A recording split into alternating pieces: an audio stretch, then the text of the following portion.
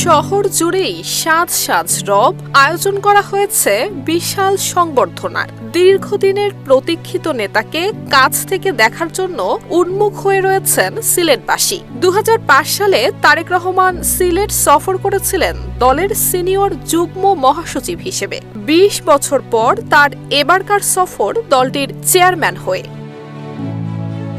১৯৯১ সালে তত্ত্বাবধায়ক সরকার ব্যবস্থা প্রবর্তনের পর থেকে বিএনপি চেয়ারপারসন বেগম খালেদা জিয়া আনুষ্ঠানিকভাবে দুই প্রখ্যাত অলি হযরত শাহজালাল এবং হযরত শাহপরান রহমাতুল্লাহ আলাইহির মাজার জিয়ারতের মাধ্যমে শুরু করতেন নির্বাচনী প্রচারণা। তার অবর্তমানে ছেলে তারেক রহমানও একইভাবে শুরু করতে যাচ্ছেন প্রচারণা।